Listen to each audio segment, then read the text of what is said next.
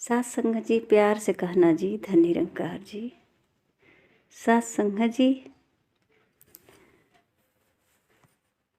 संसार जी अपनी बाणी में फरमाए हैं, जो नर अपने प्रभु को जाने प्रभु के जैसा हो जाता है। सात संगत जी, जो परमात्मा की जानकारी की परमात्मा के जैसा हो गया। और सात संगत जी, यह बात आज ही तो नहीं बताई जा रही है, ये तो संदेश बहुत पुरानी है। भले ही सुना संदेश देने वाले शरीर बदलते हैं, हर युग में बदलकर ही संदेश दिए। सात संगत जी, पहले भी ये कहा गया है, जो जाने से देही जनाई, अजानत तुम्ही होई जाई। सात संगत जी, जानकारी कराने वाला एक सद्गुरु होता है, और सद्गुरु जिसके जीवन में आया उसे बोध कराया, और उसका लोक सुखी परलोक सुहेला हुआ। सात संगत जी, जैसे कि अगर बर्फ़ की सिल्ली पानी में डाल दिया जाए, गर्मी के मौसम में जब कोई प्रोग्राम होता है तो पानी को ठंडा करने के लिए हम बर्फ़ का इस्तेमाल कर लेते हैं। बर्फ़ की सिल्ली को हम पानी में डाल देते हैं और पानी ठंडा हो जाता है, फिर हम उसको इस्तेमाल करते हैं, ठंडा हो जाता है। सात संगत जी, अब उसमें बर्फ़ नहीं दिखाई देता, मिल जाता है पानी में घुल करके, वो पानी ही होता है। सात संगत जी, आज यही तो जानकारी सद्गुरु माता सुदीक्षा जी महाराज दे रही हैं,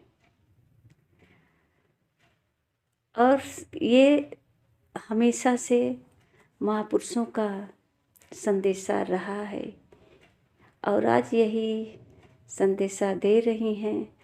पहले भी बाबा अवतार जी महाराज कहे कि जो नर अपने प्रभु को जाने प्रभु के जैसा हो जाता है।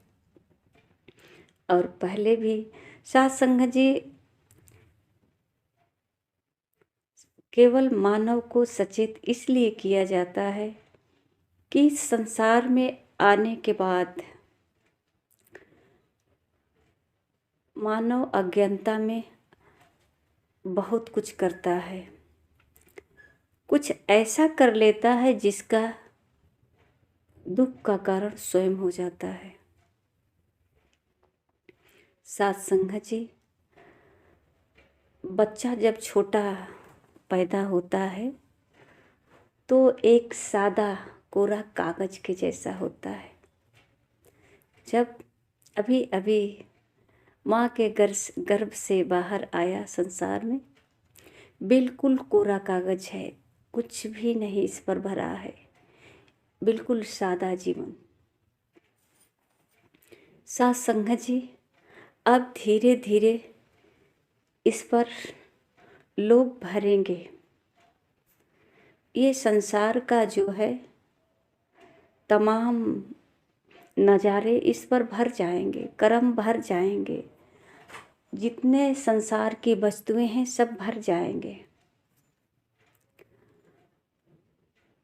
अब ये कोरा नहीं बचेगा, जवान होते होते सब कुछ भर जाएगा।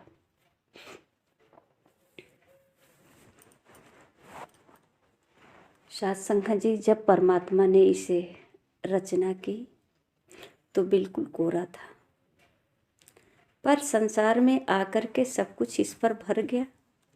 अब समझ में नहीं आया, अब जो उसमें भरा है, जो लिखा है उसके जीवन में, वही तो करेगा संसार में, और लोग भी पढ़ेंगे वही, जिसके सामने खड़ा होगा, जो उसके अंदर भरा है गुण, उसी को तो लोग पढ़ेंगे। तो किसी को अच्छा लगेगा, किसी को बुरा लगेगा, क्योंकि हर किसी को तीखा पसंद नहीं होता, हर किसी को मीठा पसंद नहीं होता। आजकल की तो बीमारी है शुगर, जो पसंद होने के बाद भी परहेज करना पड़ता है। कुछ बीमारी ऐसी है जिसमें तीखा खाने से परहेज है, पर पसंद तीखा ही है। तो सत्संग जी, इस तरह का हमारा पसंद नापसंद और कोरे कागज से भर गए संसार में अब कोरा नहीं रहा। अब ये अपना पहचान ही खो दिया। इस संसार में ऐसे भर गया कि पता नहीं ये क्या है, कौन है, कैसा है। ये भूल गया अपने को कि मैं एक कोरा कागज भी कभी था। अब जो भरा है संसार में बस एक रंगीन बन गया, इस संसार के रंगों में रंग गया, ऐसा रंग गया कि अब कहीं से खाली जगह नहीं है जिसमें कुछ ऐसा गुण भरा जाए। पर सत्संग जी, संत महापुरुषों की ही ऐसी संगत होती है इस संसार में ही।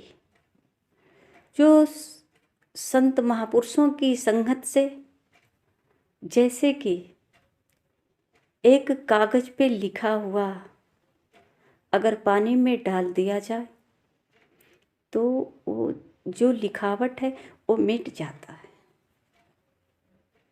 थोड़ी बहुत उस पर क्षति होता है, पर लिखावट बिल्कुल मिट जाता है, अब नहीं कोई पढ़ पाता है।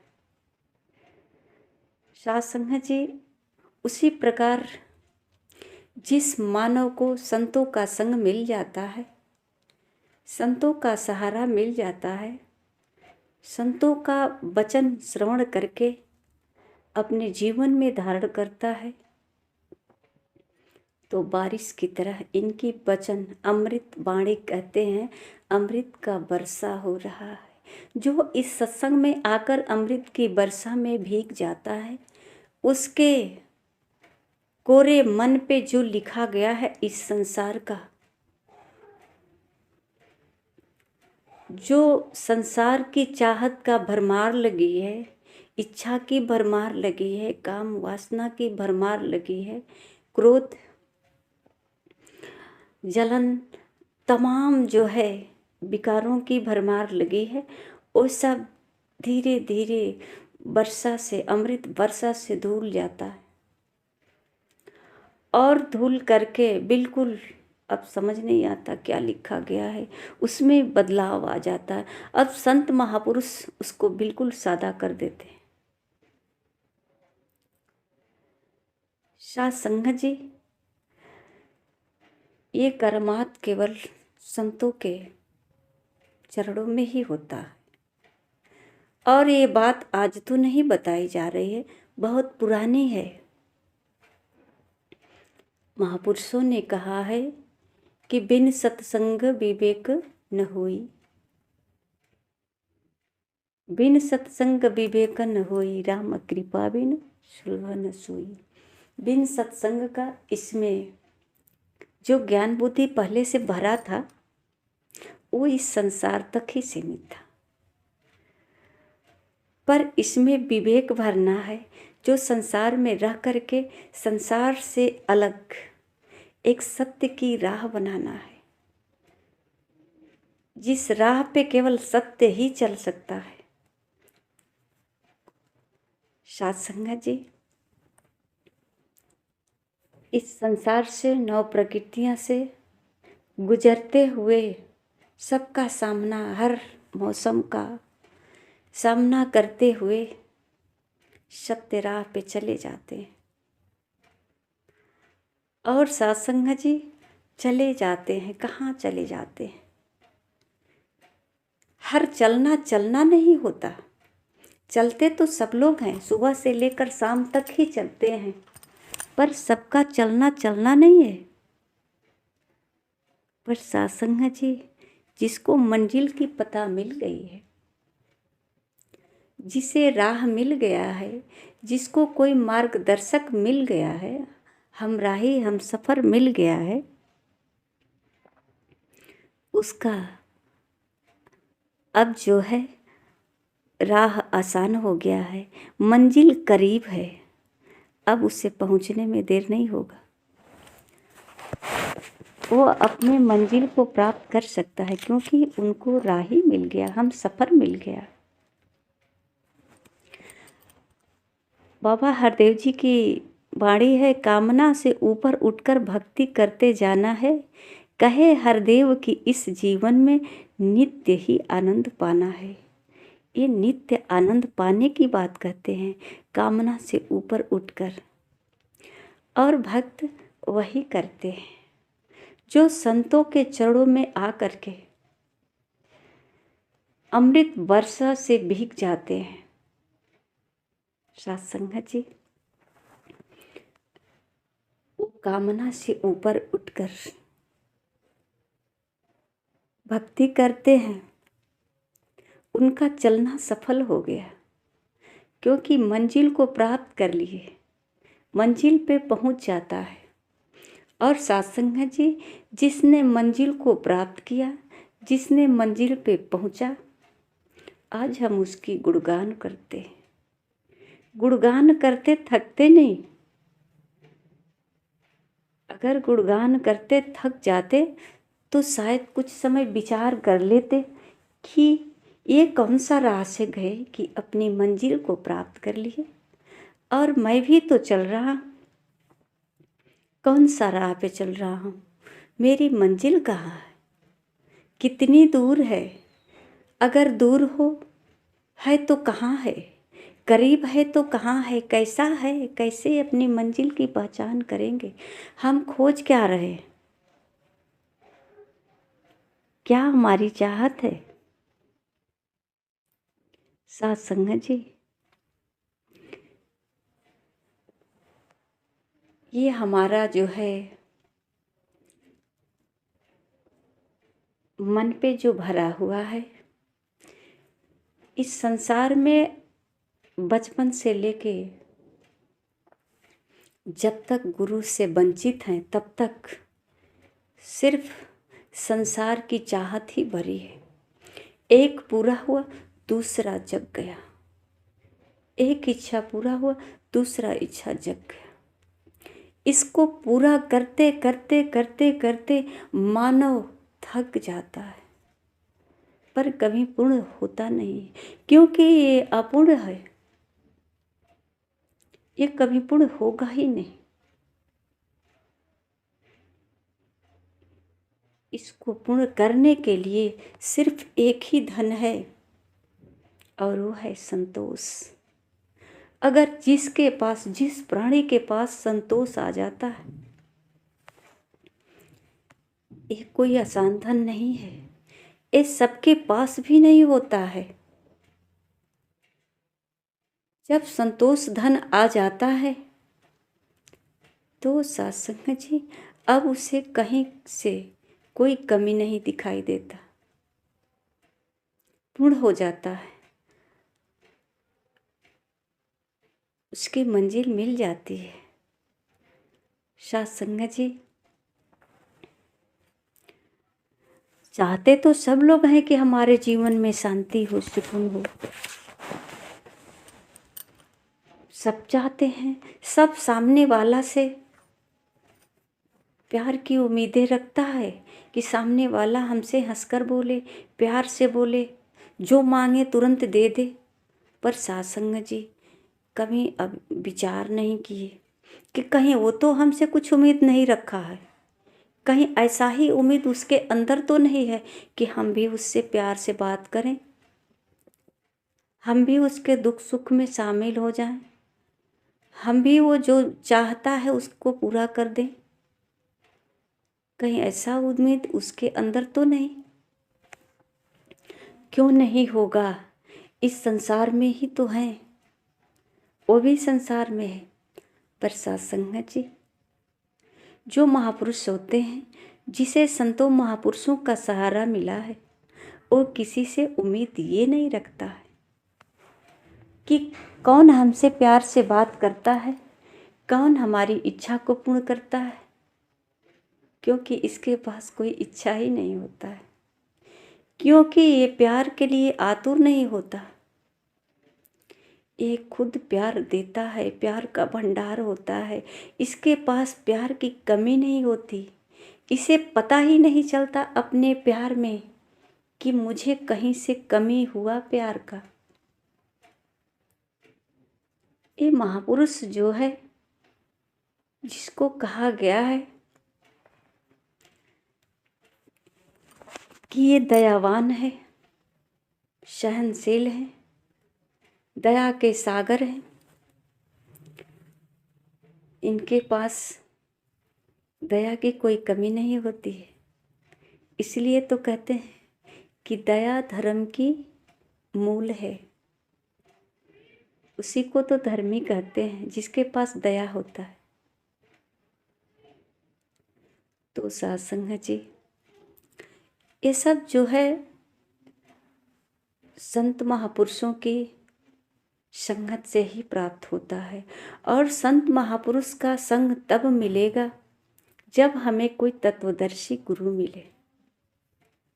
गुरु तो हम बचपन से ही देखते आ रहे हैं और गुरु से मिलते आ रहे हैं। कभी हम उसका गुरु बने, कभी वो मेरा गुरु बना, कभी हम उसको कुछ सिखाए, कभी वो मुझको सिखाए।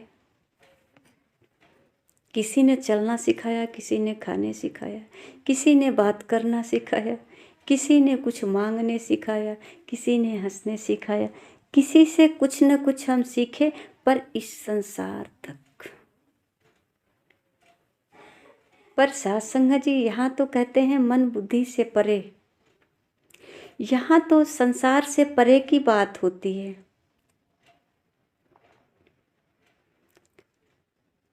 सत्संग जी, महापुरुषों के संग करने से ये जीवन एक ऐसी अनोखी जीवन बन जाती है जो हमसे चलाने से नहीं चलता। ये पता चल जाता है कि ये स्वयं चलता है।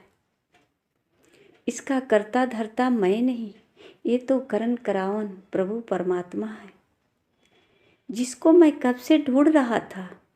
कर तो यही सब कुछ रहा था, पर मुझे मालूम नहीं था। सत्संग जी, एक बहन अपने पड़ोस में एक दूसरी बहन से झगड़ा कर रही थी। बहुत सारी गालियाँ बक रही थी, दोनों एक दूसरे के साथ लड़ रही थी। और सत्संग जी, जब वो लड़कर घर वापस आई तो अपने घर में या और पास पड़ोसन से कह रही है, मुझसे तो कुछ होता नहीं, अगर मुझसे कुछ होता तो मैं बहुत कुछ कर देती। सत्संग जी, वो समझ नहीं रही है कि वो बहुत कुछ कर सकती है और अभी बहुत कुछ करके आ रही है। यही तो है कि अभी लड़के आ रही है और यही चाहेगी तो हाथों में डंडा उठा करके तलवार भी उठा सकती है, वार भी किसी पर कर सकती है। कौन आएगा तलवार उठाने के लिए? ऐसी स्थिति जो सामने प्रकट होता है, उस स्थिति में मानव ही सब कुछ करता है और दोष किसको लगाता है? तकदीर, परमात्मा। तकदीर का नाम तो सब सुना है, परमात्मा का नाम तो सब सुना है, जानते हैं कि हाँ हमारी किस्मत में ये लिखी है, हाँ हमारा ये किस्मत है। पर सत्संग जी, किस्मत में क्या लिखा है ये किसी को नहीं पता है। किस्मत का नाम सबको पता है, किस्मत में क्या लिखा है ये नहीं पता है। भगवान का नाम सबको पता है, सब लोगों को पता है कि भगवान को हम जानते हैं, भगवान का नाम जानते हैं, भगवान का स्मरण करते हैं, भगवान का पूजा करते हैं। पर सत्संग जी, भगवान क्या करते हैं हमारे लिए ये नहीं पता। संतुष्टि कैसे मिलेगी? संतोष कहाँ से मिलेगा?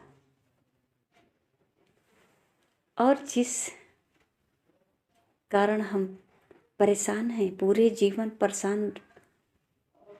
परेशानी में ही गुजर जाती है। और सत्संग जी, उस परेशानी का कभी समाधान कहीं से नहीं मिलता। तो सत्संग जी, इस परेशानी का निवारण संतों के पास होता है। संत जो है कहते हैं कि पलक झपकते ही इसका निवारण कर जाते हैं। आइए सत्संग जी, प्रयास करें एक बार। जो मानव जीवन प्राप्त किया है, तो इस मानव जीवन में